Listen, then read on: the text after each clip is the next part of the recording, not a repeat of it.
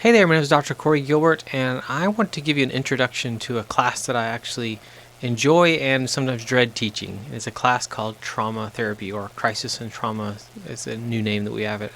I've labeled it. But I want to give you kind of the intro as some really important pieces that helps us understand some of what maybe our husband or wife has been through, or people that we love have been through.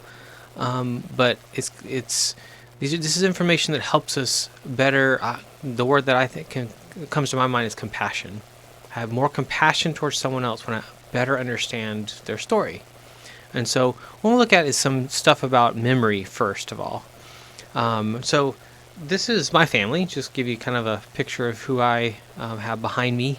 This is some younger, when they were a little younger, but my son Alex, other son Blaze, daughter Miley, and then my amazing wife Kelly.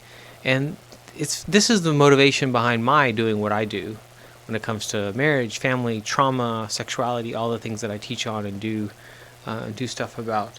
I want us to first think of a person that you might recognize. So, do you know who? Well, before we do that, what are the statistics on abuse?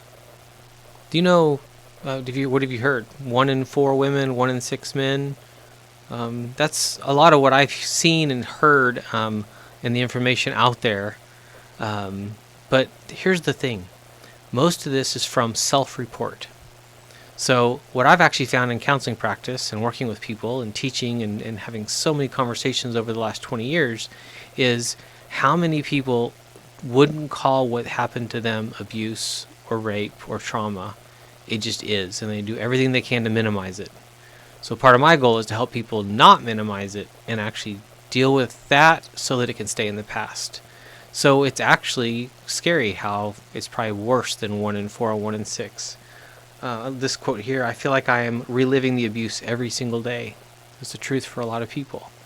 They can't move on, they're stuck. 1 in 6 children are sexually abused. 75% don't tell, because they've inside either have been shamed enough to be silent or deem those caregivers not safe to tell. Or I said no. This happens for boys and girls.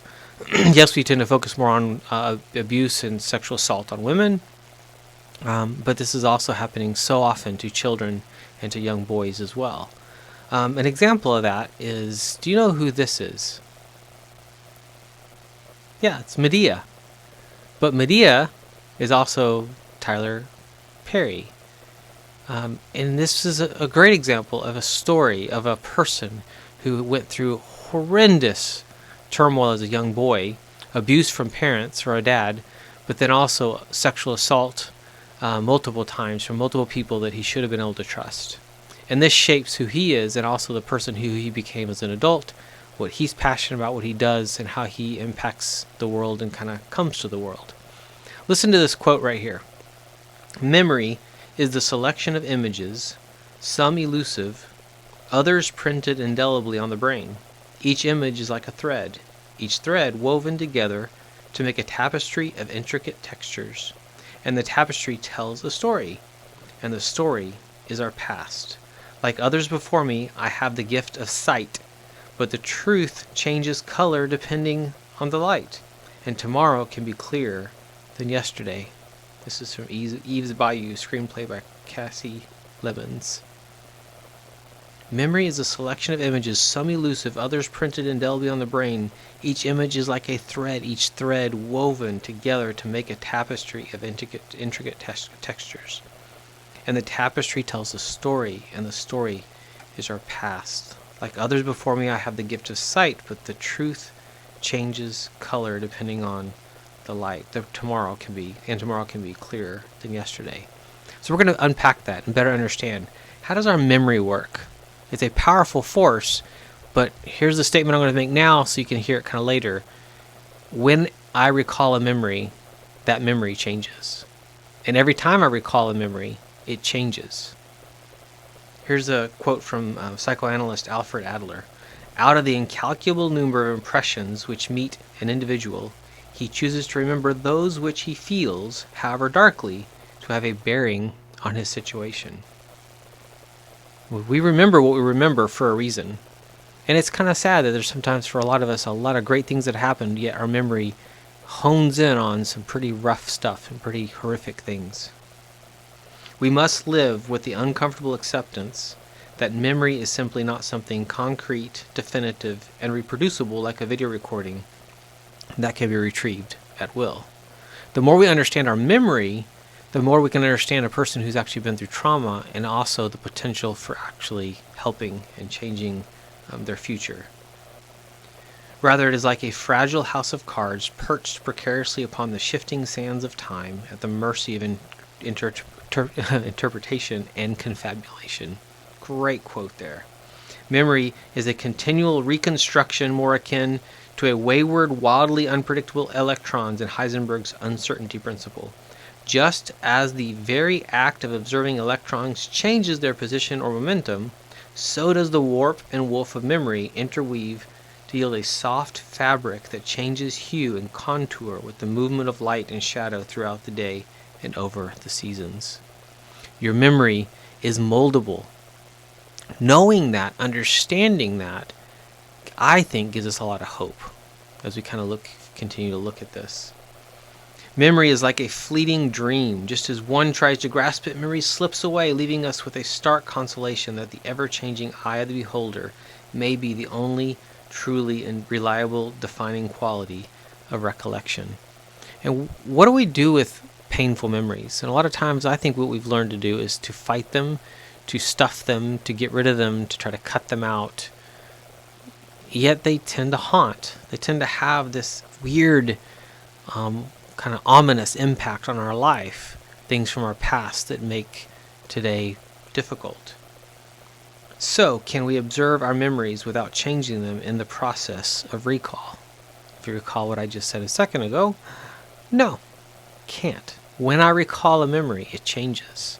It changes, think of it like it changes color, it changes tint, it changes maybe even feel. And so hang on to that as we keep going. Memory is a reconstructive process. And as I share story and as I talk, this is part of where that person who caught that small fish eventually is telling a story about that big fish they caught. And there's things that change over time.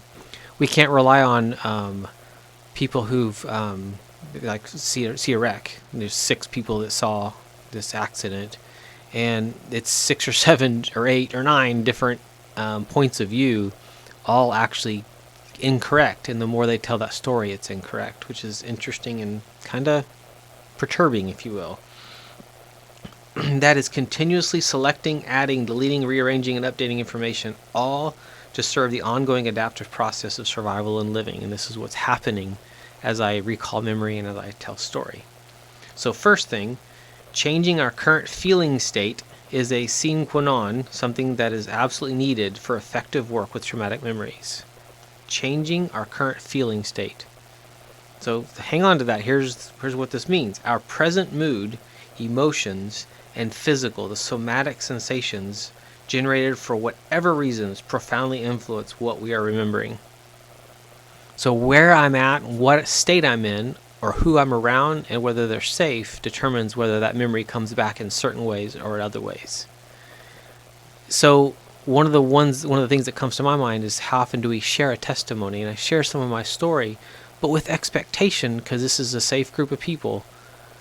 And in sharing that testimony, and they don't respond in the way that I expected them to because they don't know how to respond, I am then further harmed because I needed them to reach out and touch me or hug me or listen more or ask more questions, and they didn't.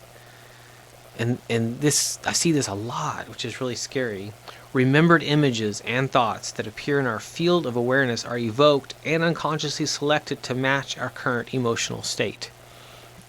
So today, when I recall a memory, it's affected by the emotion and the mood of today, which again changes that memory. Our current moods and sensations play a key role in how we remember a particular event. They structure our evolving relationship to those memories, as well as how we deal with and reconstruct them anew. So a key question here for you to think about is, under which conditions might a memory be a healing force, and when might it be a destructive one? Under which conditions might a memory be a healing force, and when can it be a destructive one? Well, if I'm not feeling well, I'm not doing okay, if I'm not in a safe place, imagine what memories, almost any memory, how it has an impact potentially negatively on me versus if I'm in a good place. When might it generate self-inflicting pain and unnecessary suffering? And if you think of a person who's in a bad place and then they on top of that add more bad memories or more rough events that's happened that they can't seem to escape, it's just this rabbit hole downhill and they're in trouble. Ultimately, and most importantly, how can we tell the difference between where I'm at and the memories that are recalled? What's true actually would be, to me, a really important question. So memories form the very bedrock of our identities and help define what it means to be human. Though not necessarily entirely accurate or permanent, memories are a magnetic compass that guide us through new situations. So, you know this, as we go through things in our past, it teaches us about the future. That stove's hot, so I'm avoiding touching the stove when it's on and it's warm, and I learn things from our past, which is a good thing. They help us render a context for emerging experiences. So this is something that we know with all of development and raising up kids and our own story, that the things that happen in our past help influence and change our future and impact our choices and kind of how we do life. Memory, when reduced to its most vital function, has to do with securing a future that chooses selectively from the past and builds on what was effective while not repeating those responses that were deleterious or harmful. This is really powerful. Memory, when reduced to its most vital function, has to do with securing a future that chooses selectively. If this is impaired, we've got a problem. Securing a future that is influenced but not overly constrained by our history. And so if we have a great past, we choose what's influencing the present, which impacts our future. If not, we're in trouble. It is the emotional impact associated with a memory that is largely responsible for initiating and strengthening learning. It's the emotional impact. So if you think of bad memories, how those impact my today, it kind of scares me for the future for that person. Something to think about. Now here's where it takes a turn for you to think about and to wrestle with and for this to weigh on you like it weighs on me, really. Traumatic memory, these harsh and frozen imprints, do not yield to change, nor do they readily update with current information. So everything I've just said so far, it's what influences normal memories that go into our brain, file away, and fade away. Traumatic memory isn't filed in the same place and doesn't have the same impact on my future. It actually has the negative impact. It's not imprinted and re-imprinted in different ways by my present. So what's going on? There is no fresh, ever-changing now and no real flow in life. I'm stuck in the past. The past lives on in the present. Traumatic memories tend to arise as fragmented splinters of sensations, emotions, images, smells, tastes, thoughts, and so on. So even though something happened in the past, it might be a certain trigger that takes me back to that place, but I don't know where it is. And I feel crazy. I feel lost. Some, they know exactly where it is. They know exactly what happened, and there's a lot more connections to those memories, but oftentimes there's fragments, there's pieces. And for a person to heal, it's beginning to kind of integrate all those parts to understand the whole of the story that's the gateway to them finding a whole new life and a whole new story for their future, understanding their present, putting together the pieces of their past. Jumbled fragments cannot be remembered in the narrative sense. Unconscious acting out behaviors are a big part of what happens at this point in time. A lot of things that I keep doing, and I don't know why I keep doing these dumb things or messed up things or bad things. What's wrong with me? Because they can't make the connection to past pieces to help explain why the present. The more we try and rid ourselves of flashbacks, the more they haunt, torment, and strangle our life, seriously restricting our capacity to live in the here and now. And as you understand that, your husband or your wife or your best friend or someone in your life starts making more sense because you can see it even if they can't. Or hopefully right now you can start beginning to see it and being able to reach out and be a place of safety and voice some of this story and storyline. Their lives are arrested until they are somehow able to process these intrusions, assimilate them, and then finally form coherent narratives that help them put these memories to rest. That's the goal. Part of the goal of the process of counseling or coaching or walking a person through their story is not us, but them putting the pieces together, seeing the timeline, and a lot of times reordering the timeline because it's out of order, making those connections and seeing that because of X, this that happened, then these things, these choices I made happened, but now they make more sense. Now I understand more why I chose those things. I can have more grace for myself. I can have forgiveness for myself, maybe even for another, and I can actually make new choices going forward because I've got the correct data in the right order. That's part of that narrative, which is really, really important. Or said another way, come to peace with their memories. A very important step for us to be able to do. This completion restores continuity between past and future and prompts a motivating perseverance and a realistic optimism and forward movement in life. You'll often see a person who's stuck in a lot of ways, and they're unable to move forward in relationships, in their own marriage maybe, or how they relate to their children, and maybe even in business. There's certain signs you see, and you don't know why. This starts making more sense. They start making more sense, and there's a lot more hope. This again puts the narrative in order, which allows for a reinterpretation of those memories, a refiling away of the bad memories as they're put to rest, and then a new future really does open up at that point. How might we work with, rather than against, accessing and utilizing their compressed energy to liberate us from these strangleholds? And this is a really weird statement that I actually really, really like. How might we work with rather than against? What happens a lot of times with our past is we work against our past, trying to either delete, remove, cut out, versus understand that I can't remove what happened to me in the past, but man, I can change the way I relate to it, the way that I understand how it impacts my today. So I'm working with rather than against, accessing and utilizing their compressed energy. Weird statement. What happens is when I'm hurt in the past, it impacts my present by trauma being held internally in my body. What does that mean? Think about this. Let's use this word just a little bit, of this energy that's held trapped inside, and it impacts everything. It leads to flashbacks. It leads to physical, issues and health issues. It leads to emotional reactions that don't fit the situation, and all these disconnected pieces that when I understand that I'm holding on to this physical thing of something that happened to me in my past, and there's this energy that if it's not let out, it impacts me for life. And this is the fight or flight that didn't get to happen most likely in the past. And it's because I froze. Fight, flight, freeze. I froze to survive. I need a fight or flight. I need to do something to get that energy released so that I can move forward. Another way I think about this is when trauma is stored in the brain, it's in a different part of the brain, and it's this like a bubble where we need to pop that bubble so that all those pieces can file away in our normal memory like it should, versus the way that it tends to be all connected but yet fragmented. Yet when there's recall, it's recalling all sorts of pieces like it's today.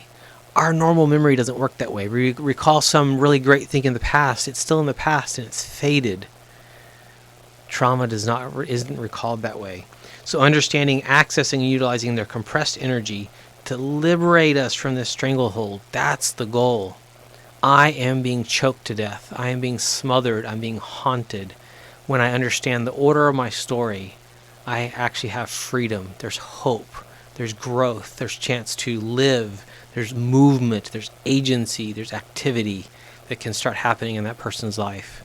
And what you'll find is when that starts happening, the little bit of movement you did have in the past, you'll see was tiny and was risky and little and small, and this stuff is really risky and really scary and really exciting, and a whole new life can open up. A whole new marriage, a whole new family, a whole new way of acting and reacting towards the world, and the hope and the joy and the depth of that joy and the depth of even that heartache, all of it, the whole gamut opens up, and you can truly live. I hope this was helpful and encouraging to you to think about memory and trauma and how it impacts us. And my goal as a helper and as a person that loves to help people and families and couples is to help empower you to better understand yourself so that you can grow and live a great life impacting the world for the kingdom of Christ. Thank you for listening, and bless you and your family.